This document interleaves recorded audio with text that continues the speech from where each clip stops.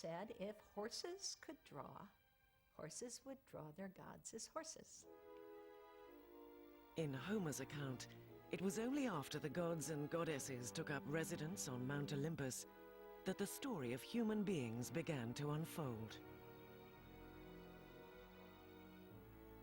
The Judeo-Christian account of the world's beginning culminated in God's creation of man, who was given dominion over all the other creatures on earth.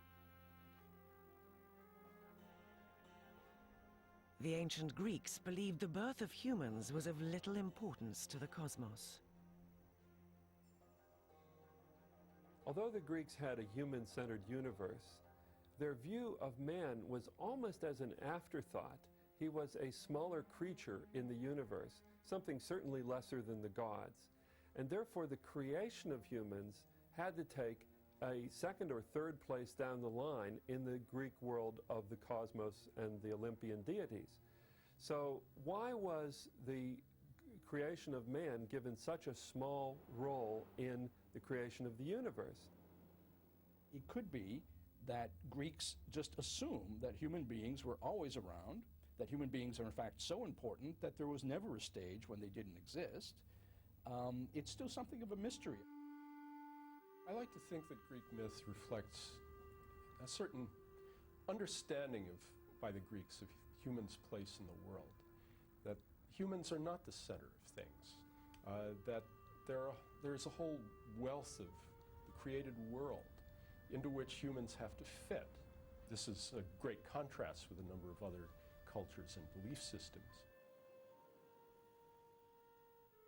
As with the dawn of the gods, Greek mythology contains differing accounts of the creation of man.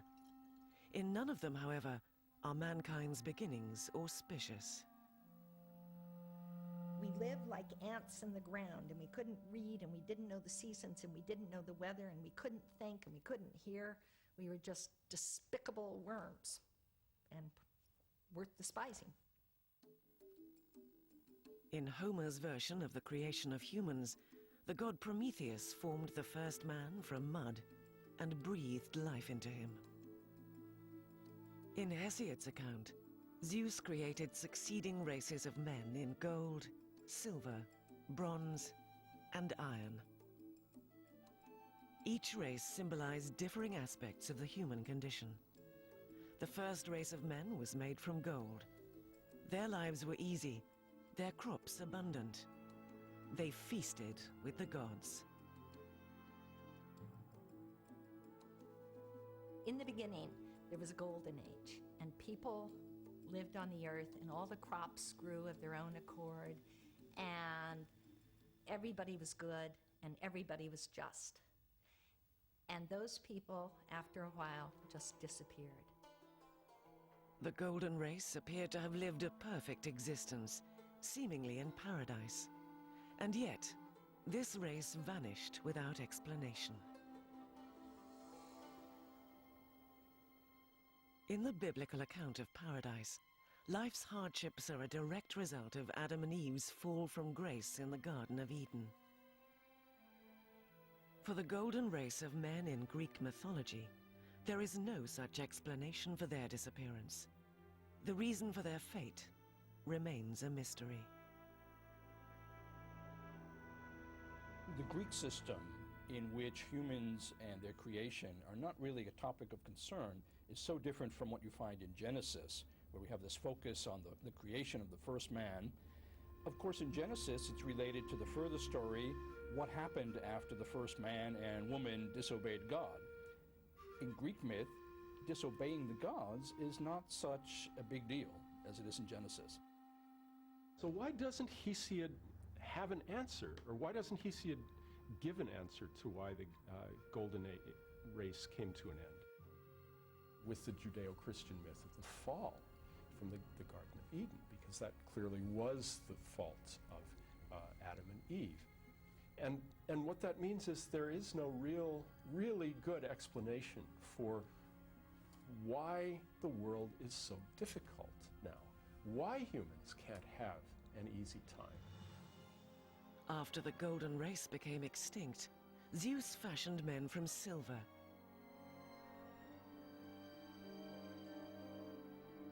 Silver Age people were babies forever, and then they had this short period of maturity, and then they had a horrible old age. And they disappeared under the earth. They were more arrogant and did not worship the gods sufficiently. Next came the men of bronze, who exterminated themselves through constant warfare. Eventually, the men of iron appeared, the men who live today.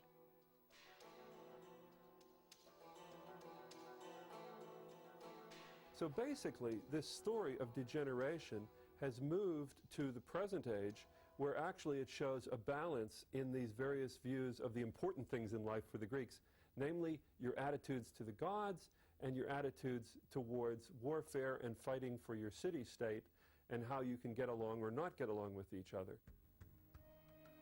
But all these stories account for the creation of only half the human race, man.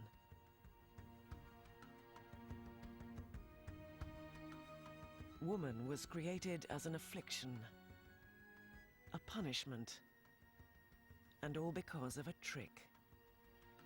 The first woman was sent to the earth as a punishment to mankind.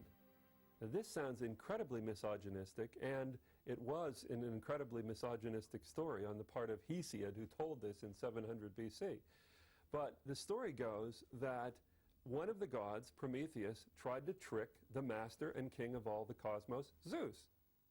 Prometheus is a trickster god. He's a smart god. Prometheus means forethought. He killed a sheep, and he took the sheep, and he took all the good, wonderful meat, and he put it inside the disgusting belly. And he took all the bare bones, and he wrapped them up in the beautiful white shining fat, which is, of course, what burns in a sacrifice. And he presented these two bundles to Zeus, and he said, "You pick." Zeus knew he was being tricked by Prometheus, who represented humankind. In retaliation, Zeus punished man by taking away fire. Prometheus, in return, stole the fire back and gave it to humanity. And by stealing and giving men this gift of fire, he was therefore punished indirectly by having a woman created who was given to human beings. Now, Zeus didn't just sort of give this evil thing, as he thought, to mankind. He called it a beautiful evil. She's one you can't do without. She's a kalon kakon in the terms of the Greek, a beautiful bad thing. And so Greek myth, Greek poetry likes to have it both ways. Women are beautiful. Women are something irresistible. At the same time, women make you work. And so they're a bad thing. I do think that throughout Greek mythology, you see a repeated emphasis on the threat that women pose. The threat they pose because of your need for them, the need to have children, and the very real fear of losing control because of desire. Overwhelming feminine sexuality threatens men. Zeus did not give just any woman to mankind. He gave men a kalon kaikon, a beautiful evil. Her name was Pandora, and she came with a jar full of evils to let loose in the world. But there was hope in Pandora's jar.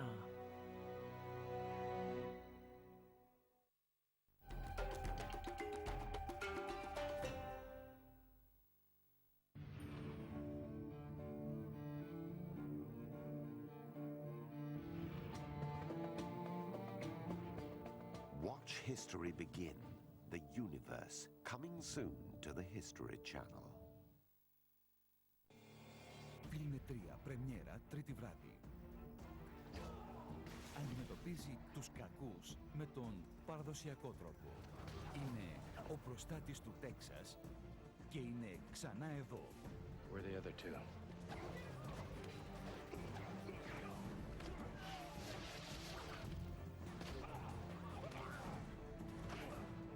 Chuck Norris, Walker Texas Ranger, Trial by Fire.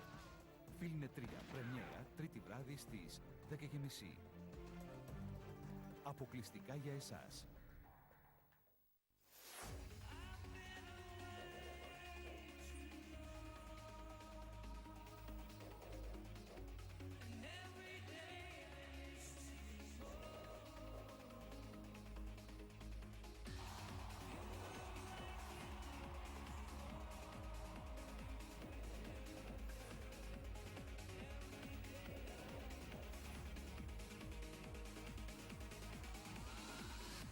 Μία εικόνα, 1000 λέξεις.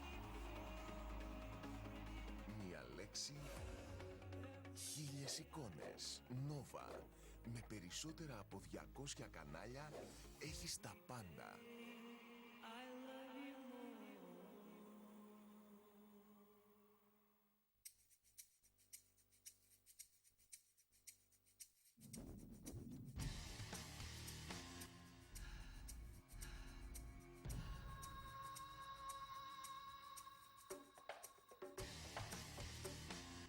Στο Filmnet 2. Νέο ραντεβού. Ίδια συνεφίλ διάθεση.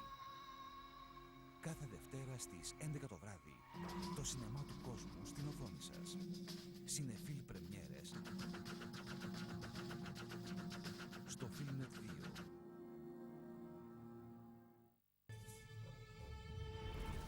Join us for an incredible journey from the ancient world to the present day on the History Channel.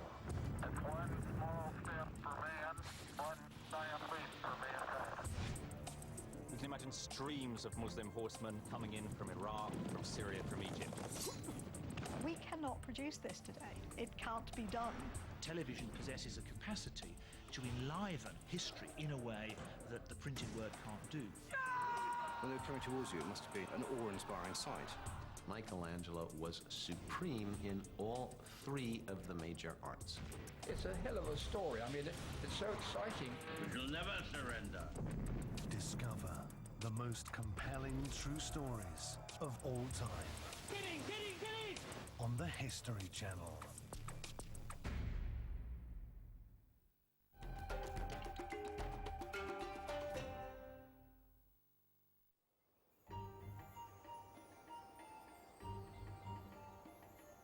The first woman in Greek mythology was Pandora. Her story is similar to that of Eve and the forbidden fruit in the Garden of Eden. Given a jar and told not to open it, Pandora does so anyway, and all the evils of the world are let loose. Sickness, pain, suffering, disease. Too late, she closes the jar, leaving only one thing behind: hope. But what is hope doing in a jar full of evils? Hope is there as an evil, which is, I think, fascinating. Hope is an evil because hope allows you to act with the sense that you can control the future. And in Hesiod, that is a very dangerous thing to do. You can't control the future, and it's to act under a delusion. Is hope something good or something bad? And the Greeks loved this kind of dilemma because hope could be good, could be bad, and so it was ambiguously left back in the jar for humans to use or to avoid. Pandora is perhaps the most prominent, but certainly not the only example of women being a source of evil in Greek mythology. Some scholars find a deeper meaning for this disparagement of women and point to Aphrodite, the goddess of love.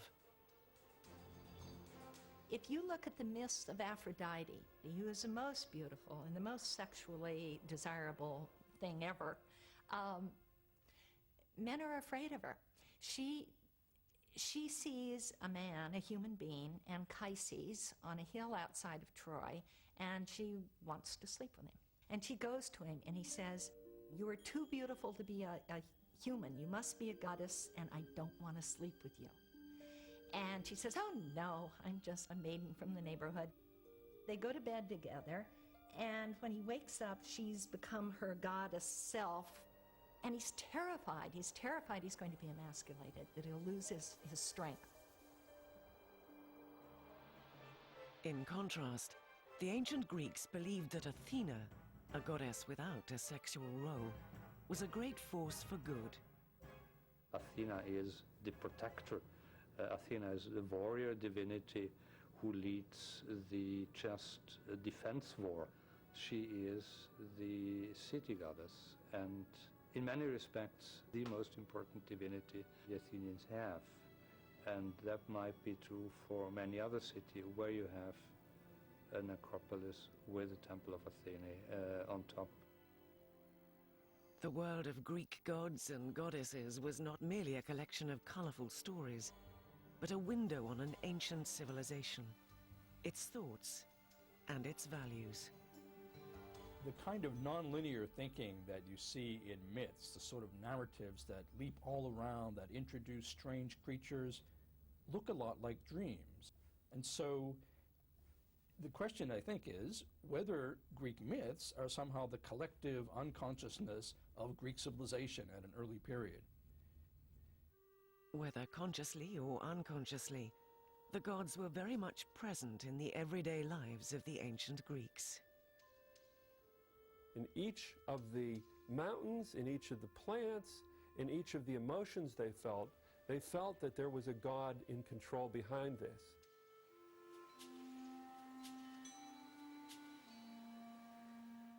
One of the attractive and unusual things about Greek religion from the beginning is its responsiveness to environment.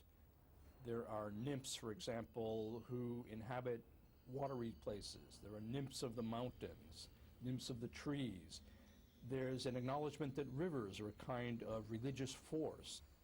And Greek religion in this way has a certain affiliation with modern ecology, the recognition that individual places have a value, a kind of numinous quality, a sacred quality. The Greeks had particular terms for sacred. In fact, they had several terms for sacred. One of them is hieros. And hieros means that it belongs to the gods. In fact, the Greek word for religion is ta hierai, the sacred things. The stories in Greek mythology were used to explain an often difficult and random world.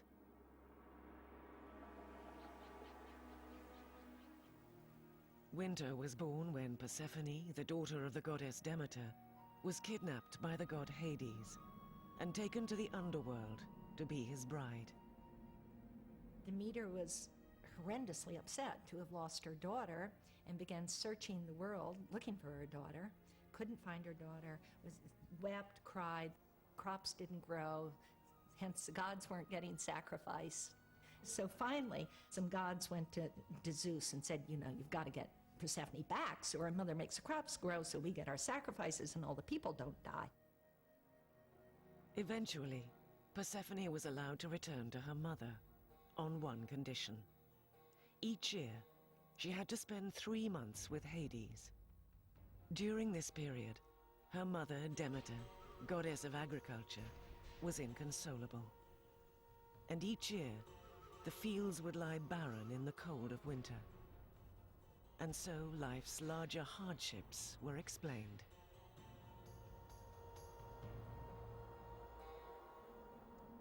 Personal difficulties, however, were often explained by some offense to the gods. Those who offended the gods were punished, not by some earthly authority, but by the gods themselves.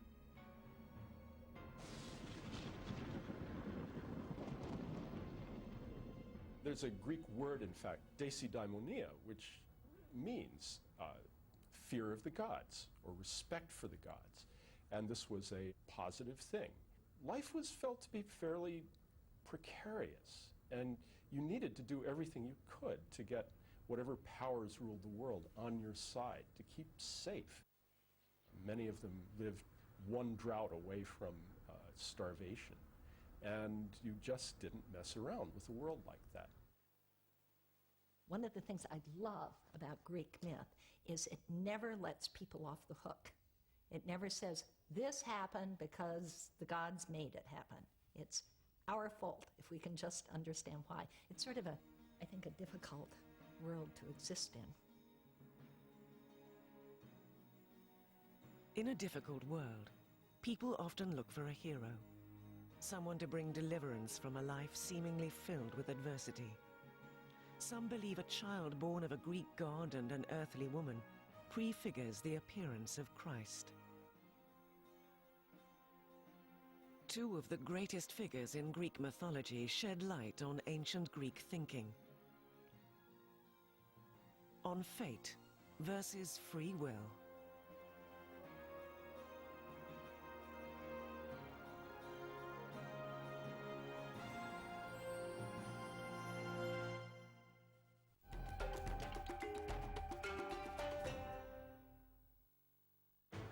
There are moments in history that decide the fates of nations. Why did you drop the atom bomb? When people turn against people. It was a passage from disbelief to despair. And forces put in motion from which there is no turning back. The evacuation of Vietnam was a disgrace. These are the moments forever regarded as turning points of history. Sunday at 8:30 on the History Channel. Oh, good morning, Miranda. Hey, Isaac.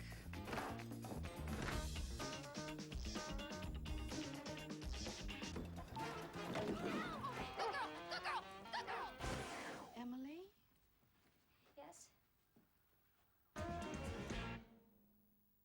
That's all.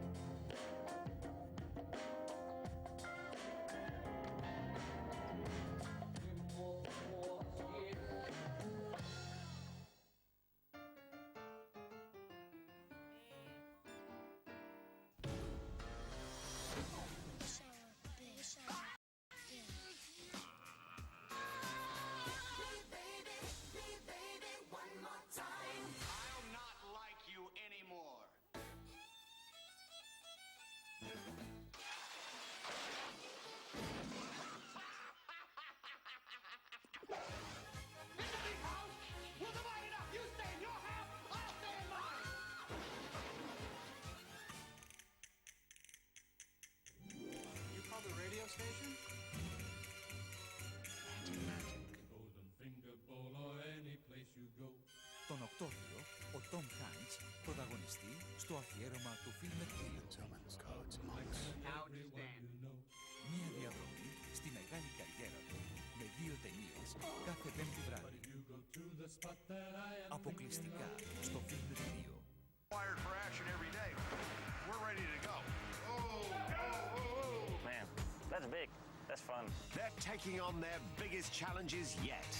It's not easy, but it can be done. Lock it up. The new series of Mega Movers, Monday at 8:30 on the History Channel.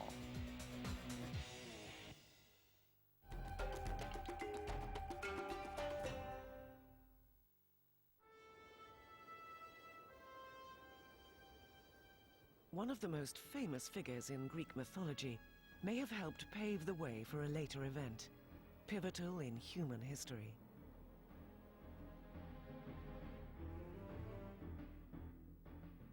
Heracles, better known as Hercules, was born because the great god Zeus lusted for a beautiful mortal woman.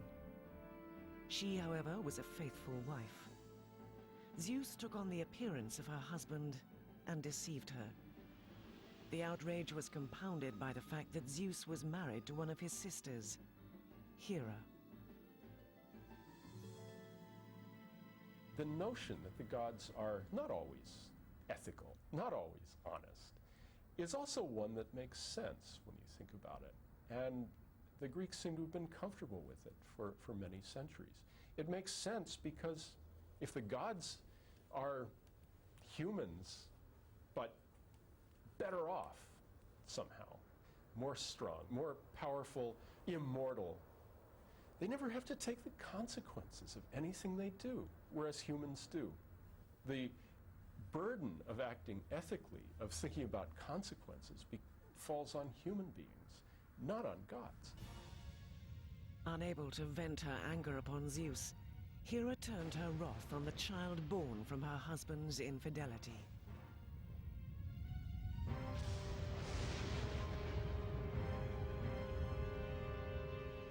Heracles is perhaps the most famous Greek hero, a figure particularly important in Greek mythology. Even in his infancy, Heracles was endowed with extraordinary strength. Hera sent deadly serpents to his cradle. Heracles strangled them both. Many of the Greek heroes did in fact have one divine parent and one mortal parent. More generally, a hero was a man of more than normal strength, who was somehow marked out for a life of achievement, but also a life of enormous difficulty. They were very difficult to integrate into society precisely because of their great capacities. The vengeful Hera continues to pursue her husband's illegitimate son throughout his life, periodically driving him into fits of anger and madness. Deeply regretting the murders and other crimes he commits during these fits, Heracles undertakes great tasks of repentance, often the killing of tyrants and monsters. At the end of his life, Heracles was granted immortality and taken by his father Zeus to live with him on Mount Olympus.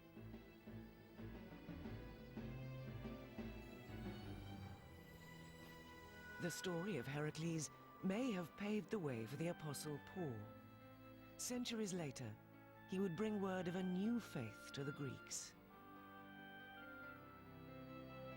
They had a story of a son of God, Heracles, who suffered and died and then went through an apotheosis, himself went up to Olympus. And so the story of another son of God who suffered and died and went to heaven would not be all that unfamiliar.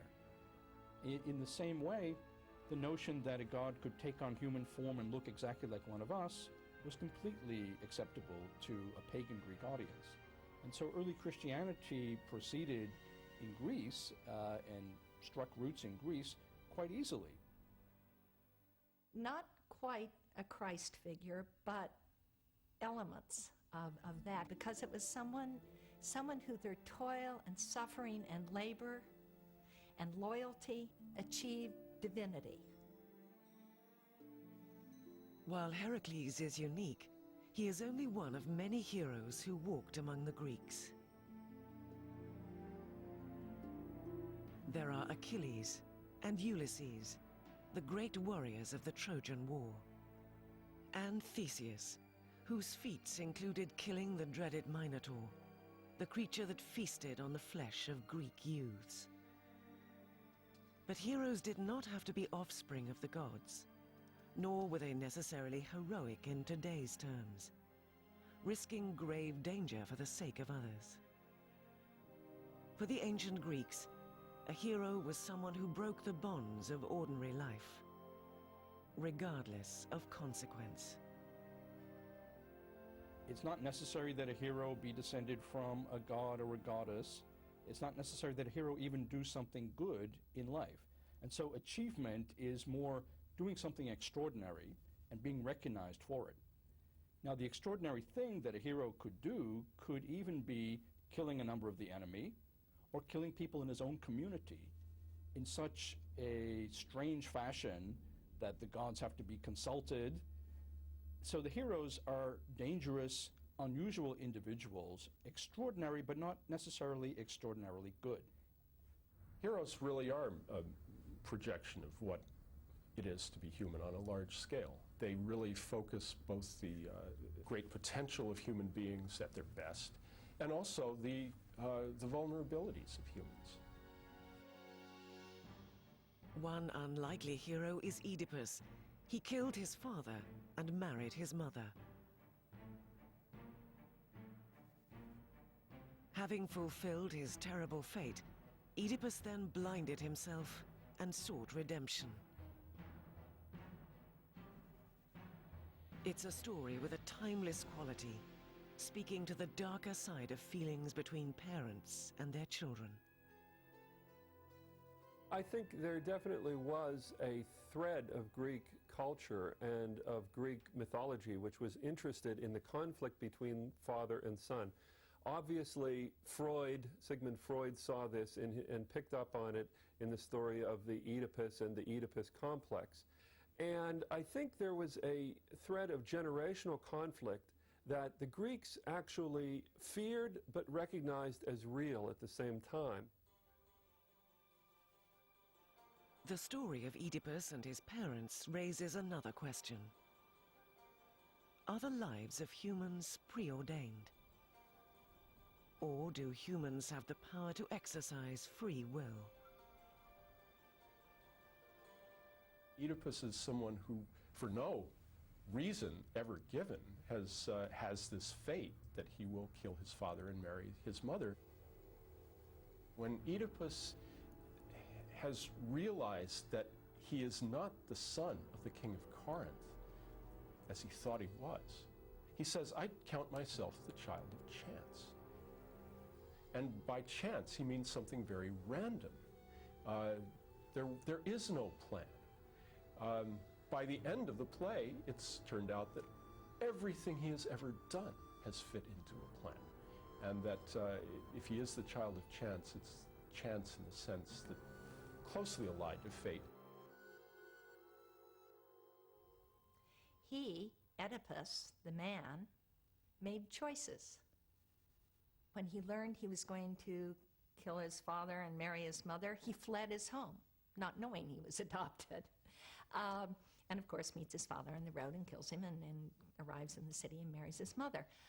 He chose to leave his home. He did a terrible thing, but he didn't do it trying to do evil. And fate didn't make him do it.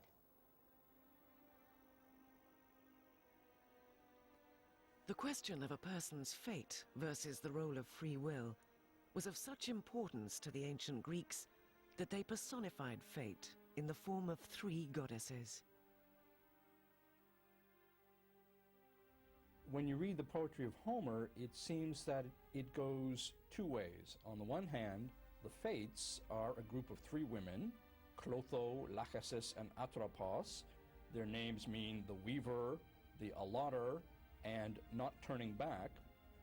And they weave a thread for each person's life when that person is born and determine when that person's life is going to end. On the other hand, we see in Homer's poetry that fate is a power above the gods. The gods bow to fate in several instances. You can look at the story of Oedipus and talk about fate. Was he fated to kill his father and marry his mother? Yes. What does that mean? Does that mean he didn't have any free will? No, it doesn't mean that. It means that's what was going to happen.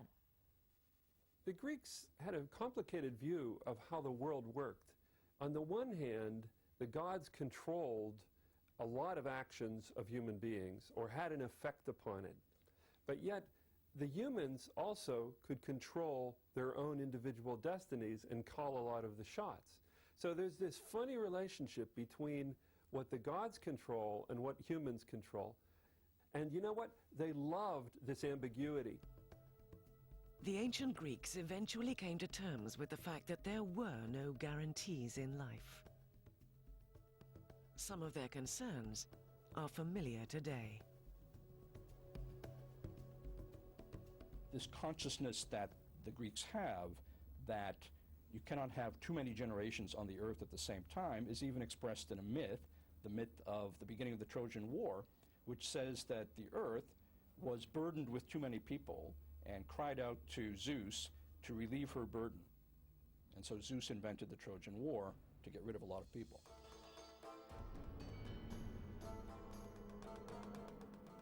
But the Greek divinities did have their flaws and shortcomings. And they weren't always infallible.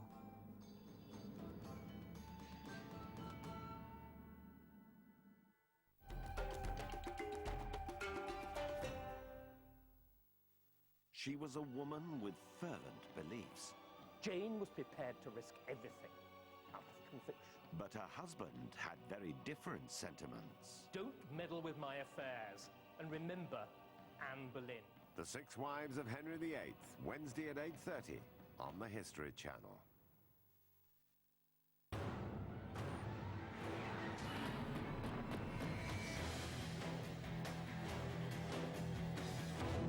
To become a double O, it takes two.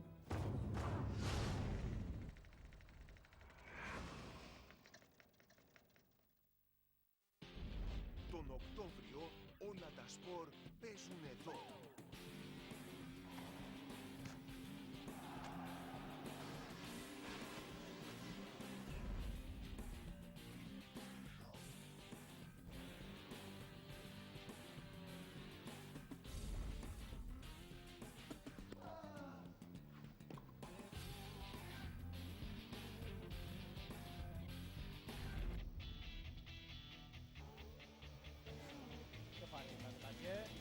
Δείτε τι έγινε με τον Matt Hill και τον Matt Jackson.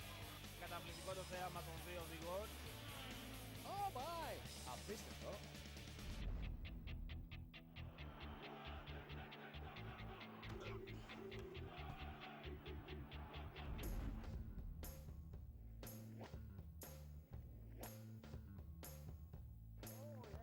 Καταφέρνεις, καθαλώνει και πάλι στην κορυφή.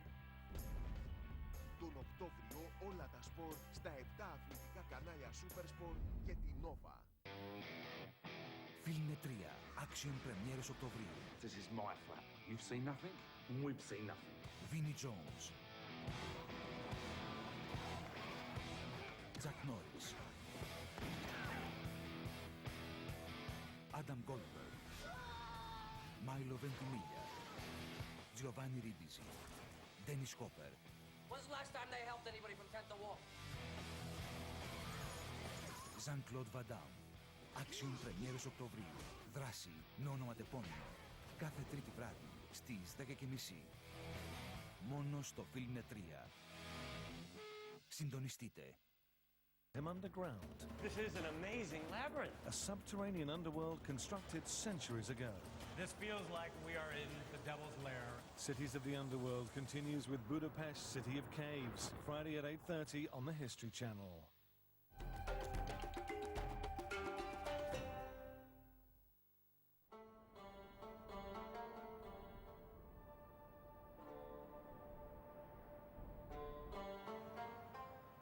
The stories of the gods and goddesses of ancient Greece are eternal.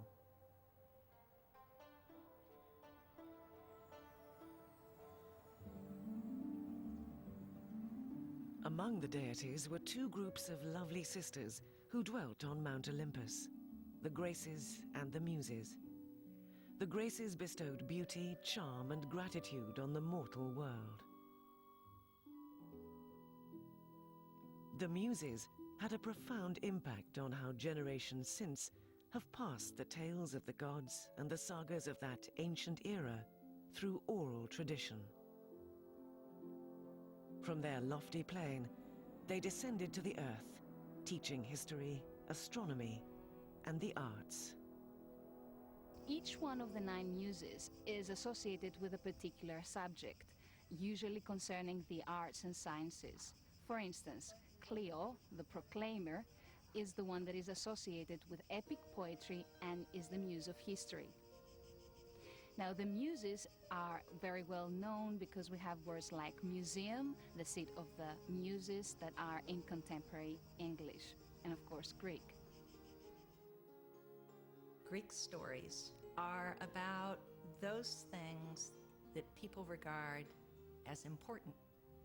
They wouldn't have persisted if they weren't. I mean, if stories are going to last and be retold for several thousand years, there must be something in them that has meaning for the people who hear them across generations. Evidence of the divine was everywhere. To the Greeks, the gods were as real as the fields they tilled and the families they raised. The number of little shrines that would be all around a city, the number of dedications to gods in big sanctuaries, really does speak to a pretty strong belief in them. Life was felt to be fairly precarious, and you needed to do everything you could to get whatever powers ruled the world on your side, to keep safe. From cradle to grave, and from season to season, every phase of human life was intertwined with the gods. As ever-present as they were for the ancient Greeks, the same gods were not always worshipped throughout the land. 3,000 years ago, Greece was a patchwork of independent city-states, linked by a common language, culture, and trade. But while the principal deities such as Zeus, Prometheus, and Demeter were worshipped in all of the more than 700 different city-states, each town and village laid claim to its own god. The landscape of Greece is just full of gods. Gods who might not even be heard of in the next village. Every little stream, every spring of fresh water, something you come to appreciate in the dusty Greek climate, has its own divinity. The hills divided up village from village and people from people. So each village was encouraged to have its own favorite gods and its own favorite heroes.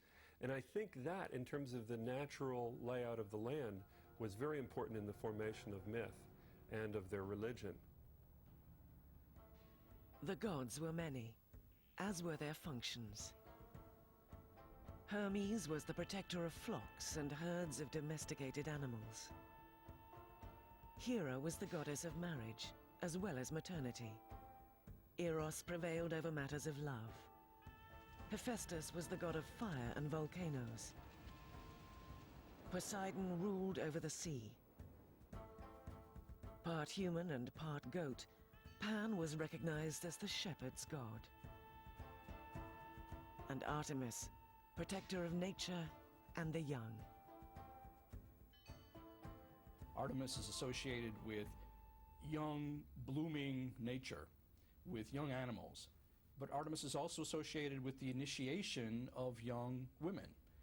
So there's a continuum in Greek thinking between what happens in the natural world and what happens in what we would identify as a very different human social sphere. To Greek mythological thinking, these are all part of the same phenomenon. And that's why Artemis can be the huntress, the one who's associated with the wild, but also the one who tames young girls. Of all the deities that influenced human life, Demeter was one of the most important. Celebrated once every 5 years, she was the goddess of corn and crops.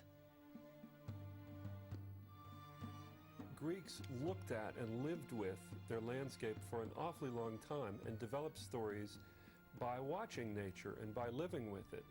And the worship of a kind of earth goddess who protected the earth and saw to the welfare of the crops and withheld the crops if people didn't behave themselves. All of that was part of the Greek view of the cycle of nature. The relationship between man and the divine was not simple, but an uneasy alliance. Although the gods were powerful and immortal, they were not beyond human questioning. And the ancient Greeks often criticized the immoral behavior of the gods.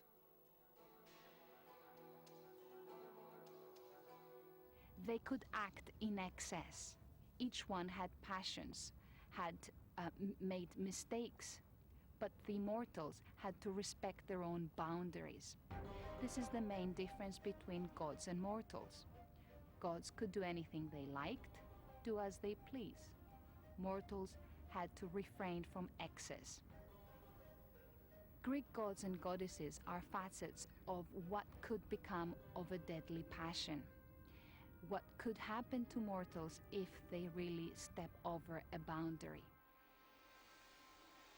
Now, we might think of criticizing the gods as a kind of blasphemy, but in fact, it reinforces the notion that the gods do exist. And I think what was really being criticized were other Greeks' attitudes about the gods. Something that's very hard for us to understand is that the Greeks could play with their notions of gods. Superior to the humans over whom they held sway, the gods were nevertheless subject to the same passions, failures, and weaknesses of mortals. They knew love, despair, and tragedy. They took on human form and were vulnerable to injury and illness. But unlike humans, they healed quickly.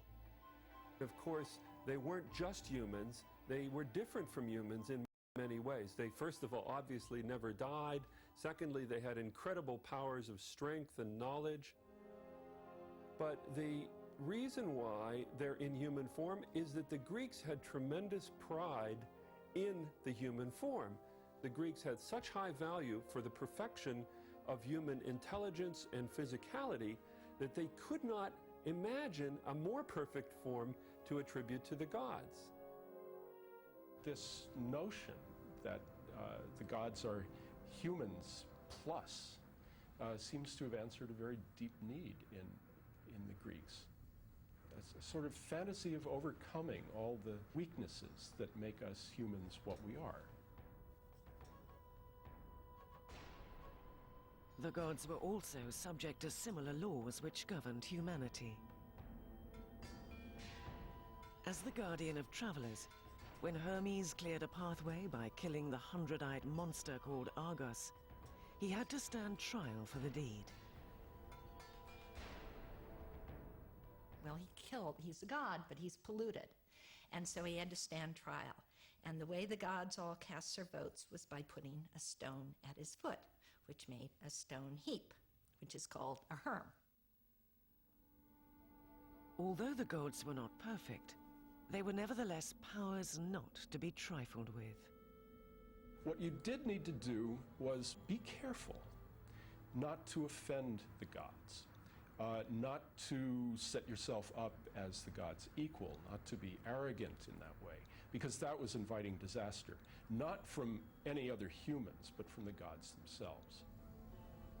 There's the story of Salmoneus, who had himself driven around on a cart, banging on shields or some noise-making implement, saying that he was Zeus and trying to imitate Zeus's thunder, and he was promptly dispatched with a thunderbolt. I think everybody believed that somebody really powerful had to be in charge of lightning, and the obvious candidate was Zeus. Zeus was a weather god, primarily. In fact, when it rained, you said, Zeus is raining. You didn't say, it's raining. And so lightning, it's just this powerful, strange thing that can kill you, obviously had to be under the control of someone like Zeus. In Athens, the people also worshipped a god with no name, one who was simply referred to as the unknown god. The shrine to the unknown god was probably the Athenians' way, in their own religious system, of covering their bets. Just in case there was a god out there that they hadn't managed to worship, a god that might do something to them, they had a shrine to the unknown god. The Greeks rationalized the world around them. Philosophy and intellectual thought flourished, most of all in Athens. It was here that Athena presided in noble splendor over the people. Goddess of war and patron of the arts, she was honored in the form of a gold, ebony, and ivory statue at the Parthenon. It was believed that her symbolic presence would make the city invincible to attack.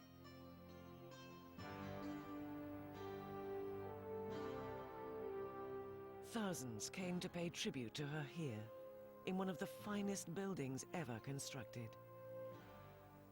But of all the sacred places in ancient Greece, few approached the significance of a tree-lined valley of unsurpassed beauty and strange power. It was here that the Greeks came to discover their future, the Oracle of Delphi.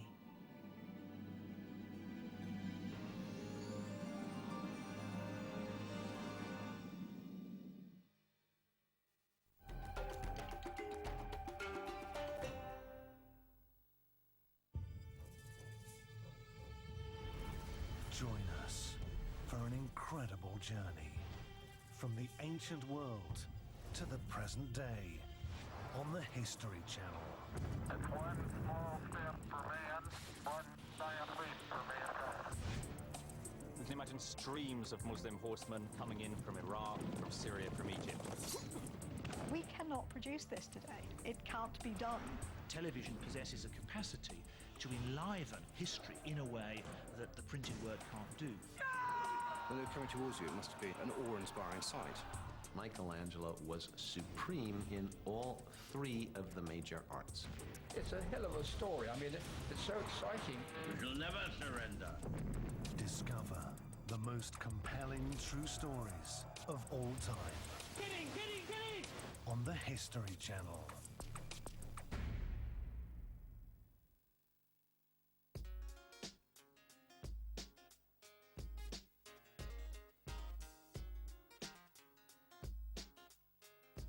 I married a Greek, and there is a great history and a tradition and a heritage that goes along with that is very important to the entire family, even to me, who even though I've sort of been Greek by proxy for 16 years now, but even I want to be able to experience that and enjoy what it gives.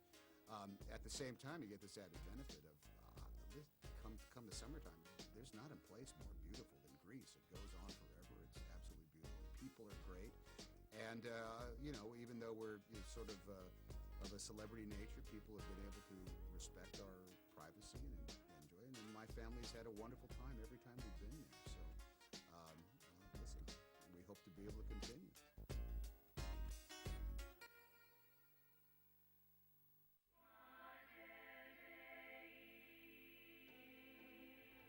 Η επόμενη εβδομάδα στη Νόβα θα είναι εκρηκτική. Το National Geographic ερευνά τα συνήθη αίτια πίσω από τα αυτοκινητιστικά ατυχήματα. Το Travel Channel σας προσκαλεί στο γύρο της Ινδίας. Το E! Entertainment παρουσιάζει τις σχέσεις που έκαναν τα tabloids να πάρουν φωτιά. Και ο τέταρτος γύρος του ATP Masters σας περιμένει στο Super Sport 4. Nova. Μείνετε συντονισμένοι.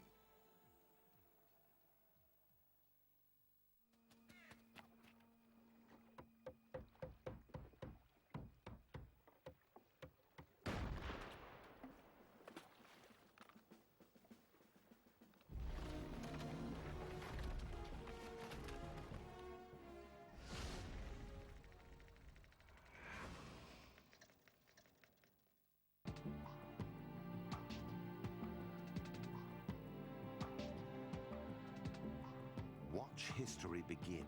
The universe, coming soon to the History Channel.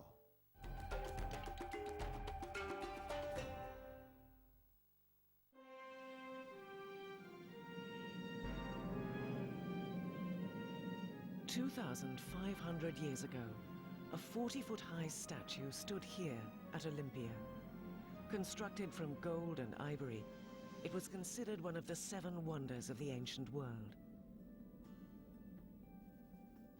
Dedicated to Zeus in celebration of his omnipotence, this ancient wonder presided over the oldest known organized sporting event on Earth, the Olympic Games. Every 4 years, the Greeks from all over the Greek world and the islands and Italy would come to Olympia to celebrate this festival. Open only to males, including spectators, naked athletes competed for crown and glory under a burning sun in 5 events. Long jump, discus throwing, javelin hurling, wrestling, and the 200-yard dash. While the object of the games was to win, the purpose was to worship. According to one scholar, David Sansone, he believed that the athletic event is an expenditure of ritual energy for the gods. And in fact, one way of showing this is that what the athletes did was sweat. And they sweat and they had dirt on them and they had olive oil on them.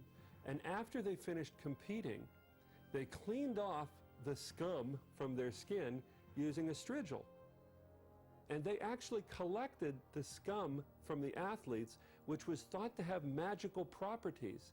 And in a sense, they were reaping the product of human energy and having this as a magical potion that the gods would honor.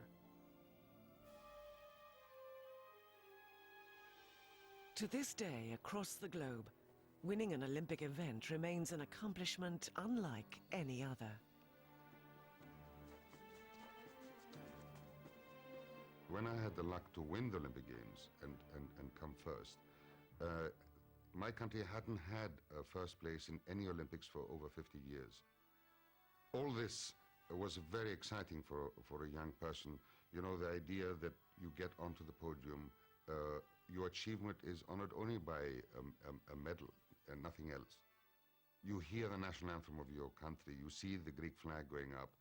These things remain in your mind, and I've often said that that is the greatest feeling in my life, other than getting engaged to my wife. Another site central to the ancient Greeks is Delphi. Mystical and mysterious, Delphi is the place where a famous oracle resided. Also known as the Oracle of Apollo, she gave clues to those who sought insight into the future.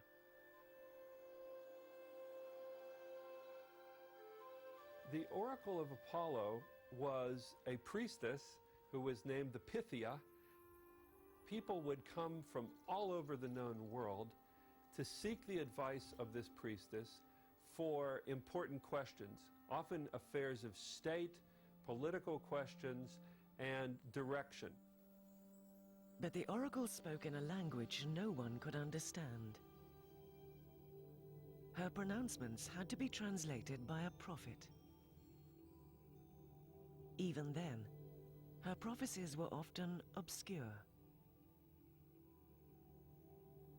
There's one famous ambiguous answer in which a great king asks the oracle, "Should I go to war?" And the oracle says, "If you go to war, you will destroy a great kingdom." And so the guy goes to war, and of course, his kingdom is the great one destroyed, and he should have read that the right way. The oracle always gives you a kind of question in return, a puzzle, an enigma that you have to answer.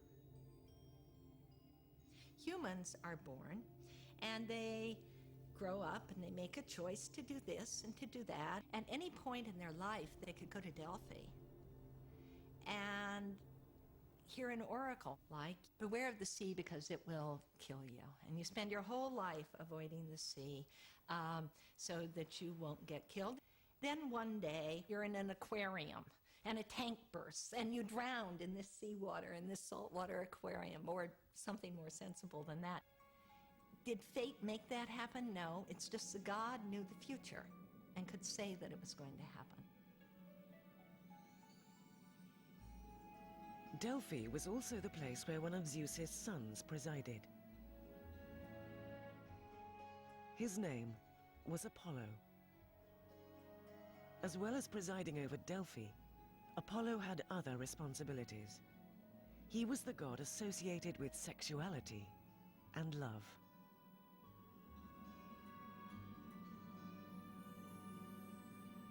Apollo is beautiful. He's the most beautiful male, as Aphrodite's the most beautiful female.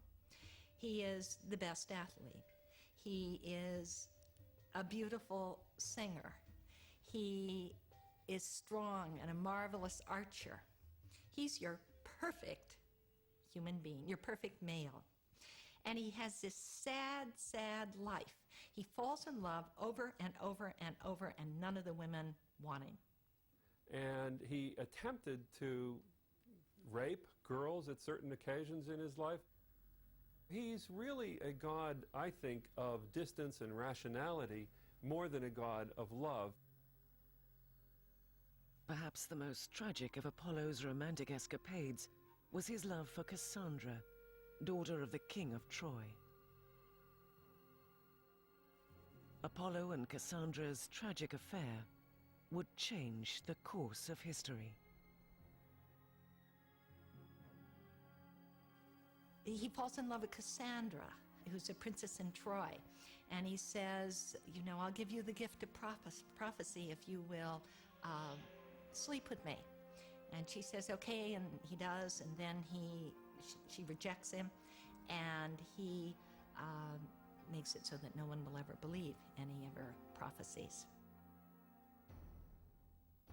According to Homer, a seemingly insignificant lovers' squabble later played a major role in one of the classic battles of the ancient world, the Trojan War. The Greek stories of Homer told of a glorious day in which all the Greeks actually did one thing together. They did an expedition, and they fought the Trojans.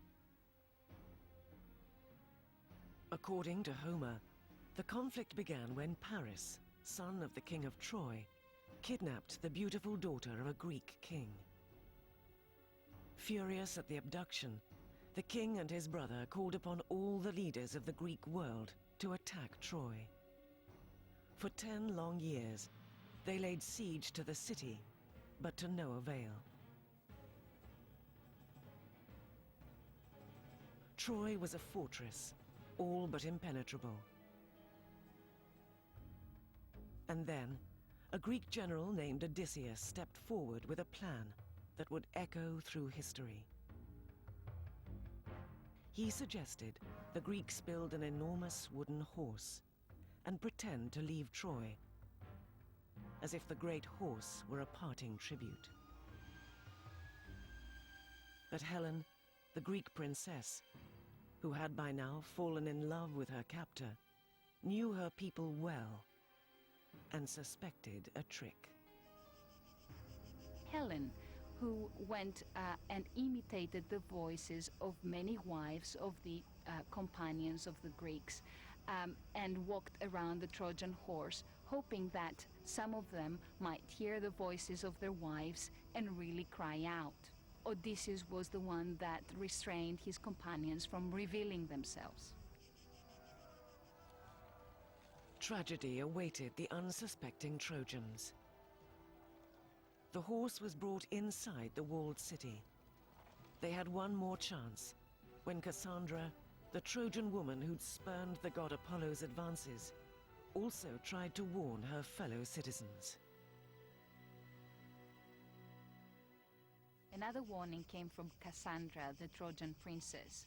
She had been given the gift of prophecy by Apollo in exchange for sleeping with him. But in the end, she refused, so Apollo made sure that nobody would believe in her prophecies. And so the god Apollo had his revenge on Cassandra, the mortal who spurned him.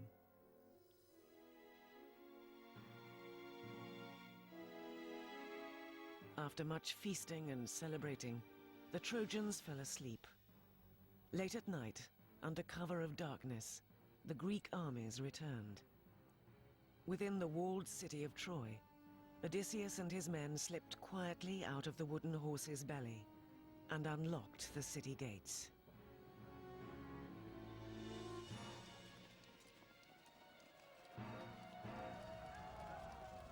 The Greeks stormed through the now open gates and laid waste to the city.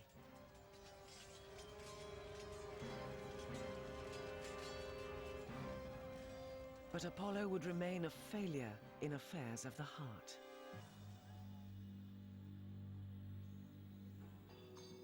In stark contrast to Apollo is the other god who presided over Delphi, Dionysus.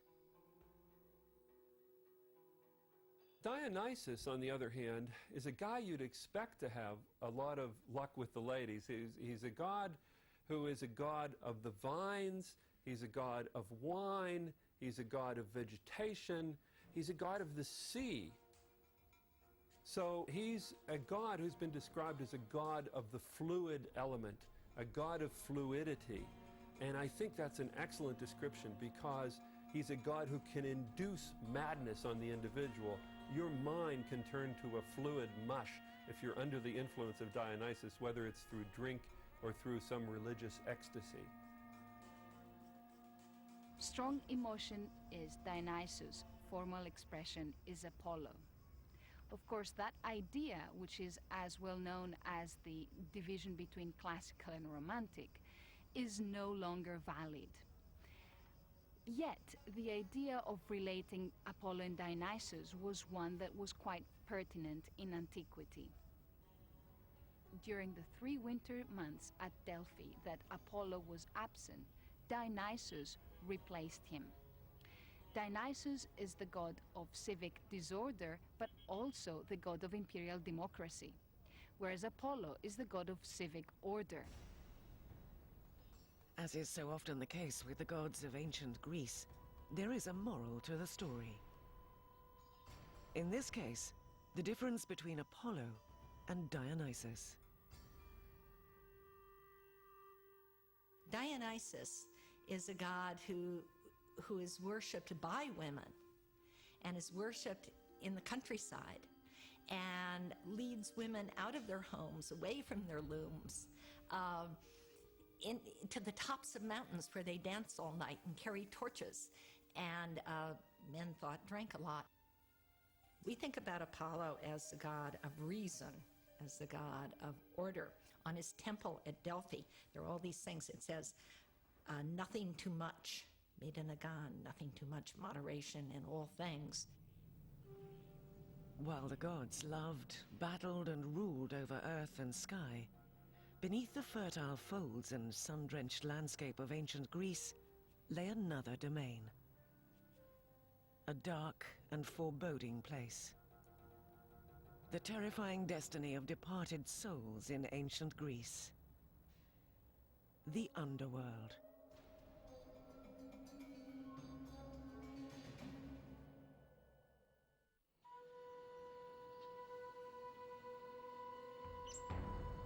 When the Greeks of ancient times died, they were either buried or cremated.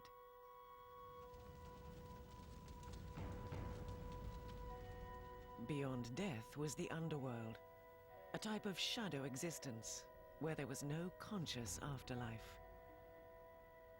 No one went to heaven. That was the exclusive domain of the gods. After death, we have a soul, according to the Greeks, which is called psyche, which goes fluttering off like a shadow of smoke into the underworld. Now, when you get to the underworld, this place is called Hades, or it's sometimes called the House of Hades, because Hades is the god of the underworld. And there's a journey that the soul has to take. The journey was across the fabled river Styx, or River of Hatred, with a man named Charon to ferry the soul over. You have to pay Charon your obols or 2 obols to get across the river, and that's why these coins were put in the mouths of the corpse upon death.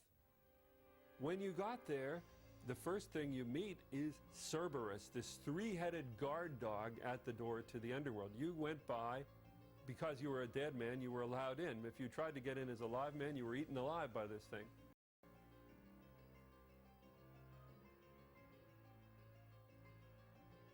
In Homer's account, Hades was a grim and dreadful place, so bleak that no temple for Hades exists anywhere. A place where the human spirit suffered an eternity of empty dreams.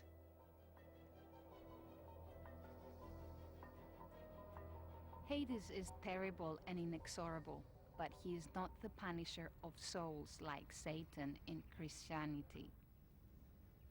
Psyche in Greek means breath, comes from a verb psychein, which is to breathe.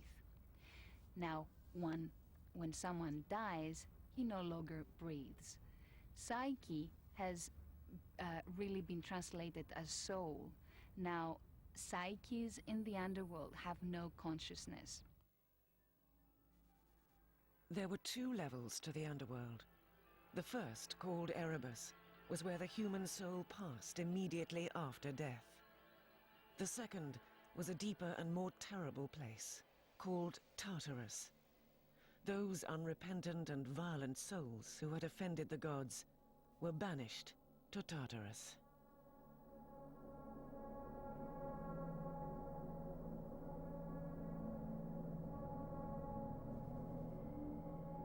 One of the most famous characters who was put into Tartarus was a fellow named Tantalus.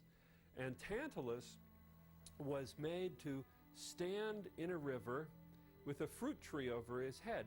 And he was eternally thirsty and eternally hungry, because whenever he reached to drink out of the river, the water would flow through his hands and he couldn't get it to his mouth. And when he reached for the fruit of the tree over his head, it would always move just out of reach. And so he was eternally tantalized, as we have the word from it now.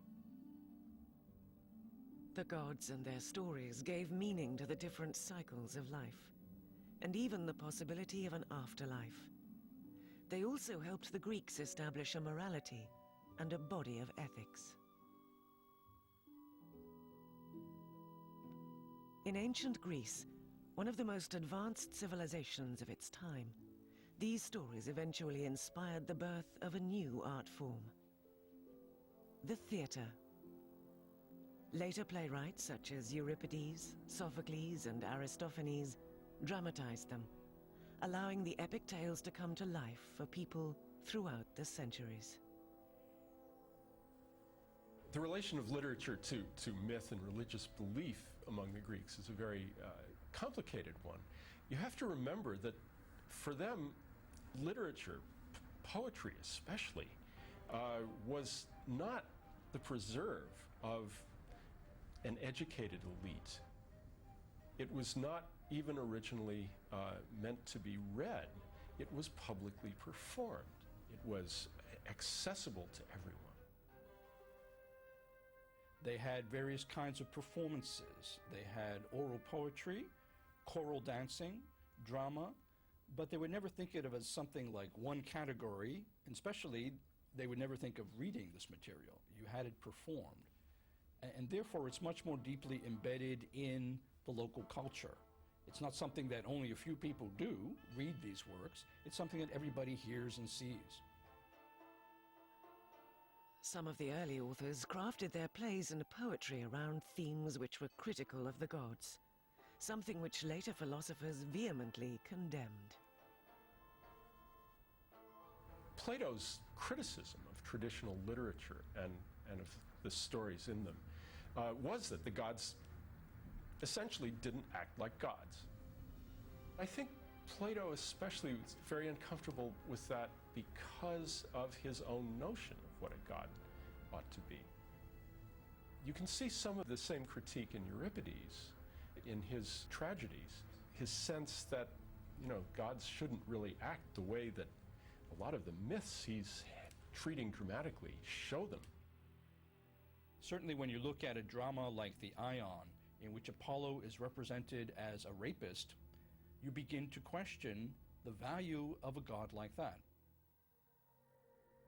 Some philosophers believed that redemption was the moral of the story. By the end of the play, the woman who was raped becomes the mother of Apollo's son, Ion, who went on to become the leader of the city-state of Athens.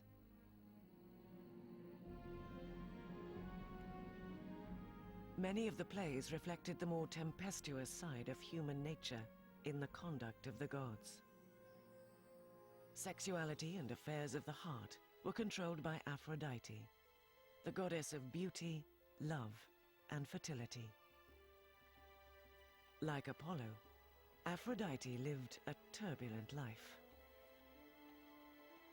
Aphrodite was connected with warfare through her union, her affair with Ares, the god of war.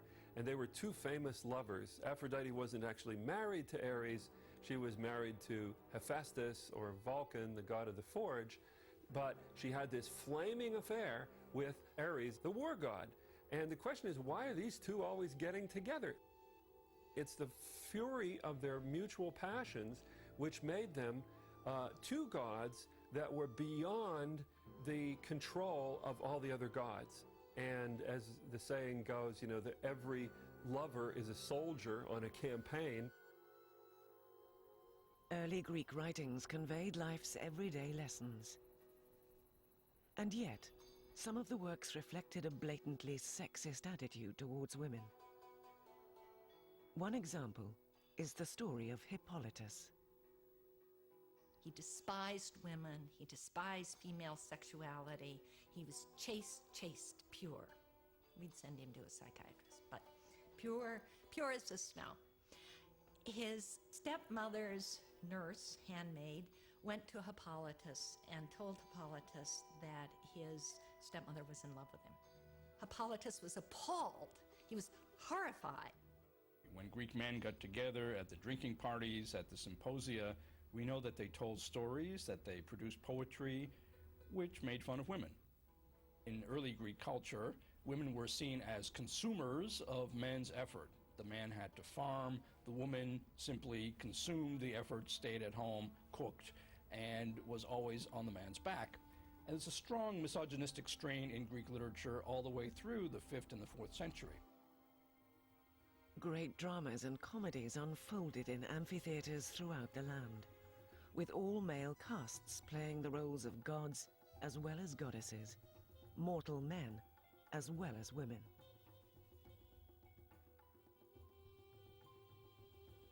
But the Greeks were not the only ones absorbed by stories of deities and heroes.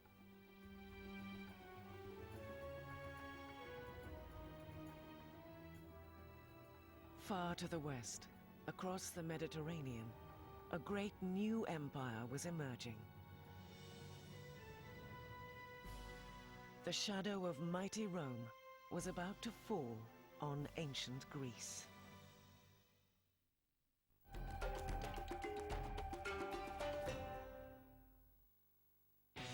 The men who move mountains are back. We're wired for action every day. We're ready to go. Man, that's big. That's fun. They're taking on their biggest challenges yet. It's not easy, but it can be done. Lock it up! The new series of Mega Movers, Monday at 8:30 on the History Channel. Το Jetix γιορτάζει την προβολή της ταινίας High School Musical και σας χαρίζει απίθανα δώρα από την ταινία. Κερδίστε τσάντες High School Musical γεμάτες με CD, DVD και ό,τι άλλο μπορείτε να φανταστείτε αν μας απαντήσετε σωστά στην παρακάτω ερώτηση. Πόσα καπέλα αλλάζει ο Ράιαν κατά τη διάρκεια της ταινίας? 15, 5 ή 9? Μπείτε αμέσως στο site του Jetix και απαντήστε σωστά. Greatest cover-up in human history. Da Vinci. The chest of Davy Jones.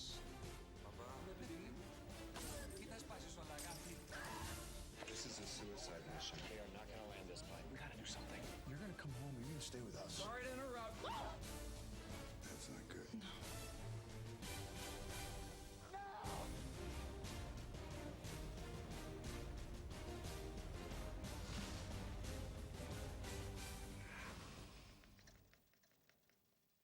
That decide the fates of nations. Why did you drop the atom bomb? When people turn against people. It was a passage from disbelief to despair. And forces put in motion from which there is no turning back. The evacuation of Vietnam was a disgrace. These are the moments forever regarded as turning points of history.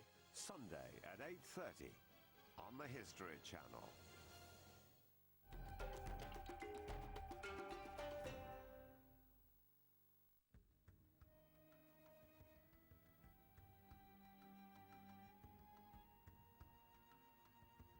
Like classical Greece itself, the Greek gods and goddesses would also be eroded by the ravages of time and change. But they have not completely disappeared.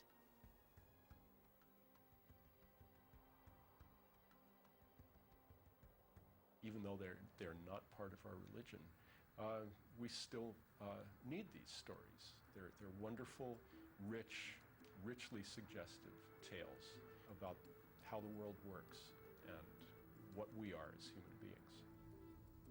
Generation after generation of modern students love and are fascinated by these myths.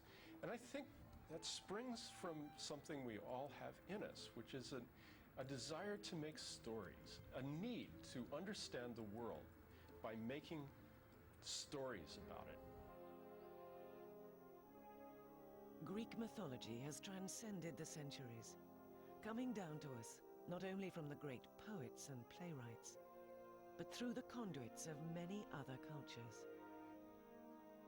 One of the first was Rome, far to the west, absorbing much of what Greece had to offer.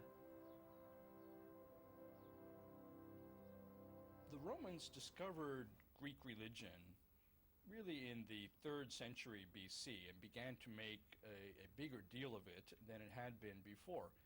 We know that there had been cultural contact for a long time, but there was a kind of prestige to the Greeks that the Romans felt they didn't have. And so they took over really the Olympian system and aligned their own local gods with more recognizable high-status Greek gods. In adopting the gods of the Greeks, the Romans imbued the pantheon of deities with distinctly Roman characteristics. The first priority was to assign them Roman names. Zeus became Jupiter in their terms. Ares became Mars. Athena became Minerva. And when I say became, I mean that they had these gods existing already, Minerva, Mars, Jupiter, but they now aligned them in a new way that said, yes, we're part of a continuum of culture with the higher status Greeks. Other gods adopted by the Romans included Hera, who became known as Juno. Poseidon was renamed Neptune.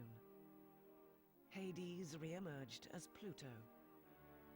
Aphrodite would forever be immortalized as the goddess Venus. And so, the Greek pantheon, to a large extent, became the Roman pantheon. As mighty Rome developed into an empire, it eventually occupied a little-known, dusty corner of the Middle East, called Judea. Here, the Hebrews clustered around their capital city, Jerusalem, where a new religion was being born. Following the crucifixion of Christ, word rapidly spread of his teachings. Even Christianity found connections in Greek and Roman philosophies, particularly through the apostle, Paul. We know that Paul was educated in Greco-Roman terms. He quotes Euripides at least several times in his epistles. Later on, notions that had developed in Platonism especially became crucial in the ways in which early Christians tried to make their religion more understandable to a highly educated class in the Greco-Roman world. In the Orthodox Church, even today, the Greek Christian Church, you still see some of the mysticism that you can identify in the works of Plato in the 4th century BC. The Christian belief that Jesus was the Son of God, yet born of a mortal woman, also resonated with the early Greeks. Because Greek religion was completely comfortable with the notion of gods interacting with human women, I think it helped in the spread of Christianity at an early period that a narrative like that was at its core. And so we'll never know cause and effect, and I certainly don't want to attribute early Christianity wholly to the Greeks, but it helped that the groundwork was laid. Despite the enormous cast of divinities that ruled over the Greeks just a few centuries before Christ was born, a new idea sprang up among the people: the notion of the existence of only one true God. The Greek world shifted towards monotheism, I would say, sometime around the 400s and 300s BC, with the advent of philosophy. And philosophers like Plato and Aristotle, who were skeptical of the Greek religion, the way it was written in mythology, but they did believe in some supreme force, some supreme, all-good, all-knowing kind of power. This movement towards monotheism in ancient Greece did not go unnoticed by the Apostle Paul. One day in Athens, Paul found himself addressing Greek citizens from atop the Areopagus, a hill that was a meeting place for the council of noblemen. But Paul, standing in the midst of the Areopagus, said, "Ye men of Athens, I perceive that in all things you are too superstitious. For passing by and seeing your idols, I found an altar also on which was written, To the unknown God. What therefore you worship without knowing it, that I preach to you. God who made the world and all things therein, and hath made of one all mankind, to dwell upon the whole face of the earth." Acts 17:22. One of the most potent forces that shaped Greek thinking was an awareness of sin. 2,000 years ago, the concept of sin meant something very different than the beliefs held by the early Christians. The Greek word for sin, the closest one, is a word that means to miss the mark, to err, to go wrong. Now, what does that mean? To sin, if you go too high, it means that you're stepping beyond human limitations. If you go too low, it means that you're not living up to your fulfillment. And so, for the Greeks, a sin was really not fulfilling who you are. The great pageantry of gods, goddesses, and heroes, of muses, fates, and graces, of soaring accomplishments and bitter defeats, is as significant today as it was to the ancient Greeks.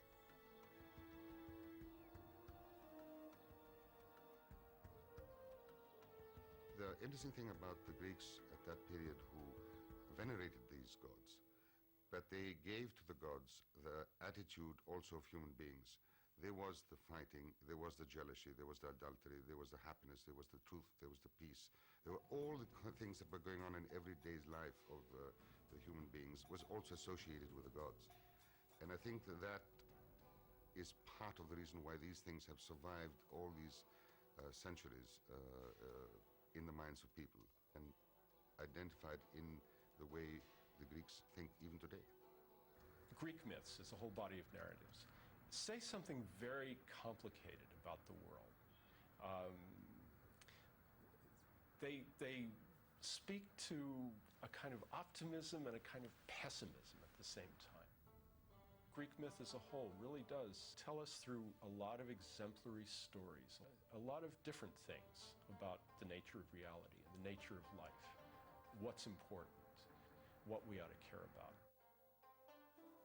One of the major lessons is that to read any of these stories, which are timeless treatments of big human questions of personal morality versus the morality of the state and laws that are imposed, and how do you negotiate these very difficult questions of the best behavior as a citizen in the state, those are addressed by Greek myths and by Greek legends.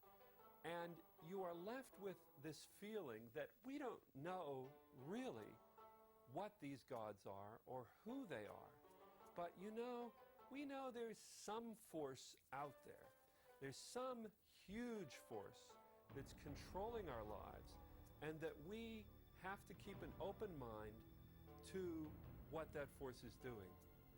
That's why the Greeks can speak across 3,000 years of history and tell us some questions, if not the answers, to some of the most perturbing eternal questions in the world. There was another world here once. The gods and goddesses and people who lived here still haunt the landscape. Their stories still travel across time. As long as people seek a deeper understanding of themselves and their world, ancient Greece lives on.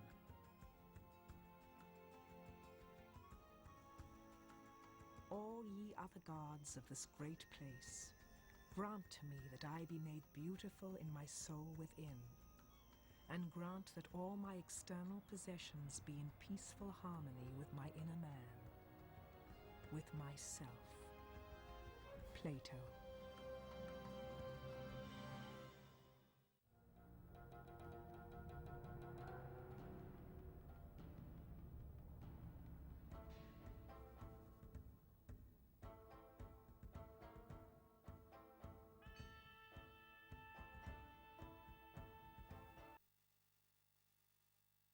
Appunto quella è una gestione.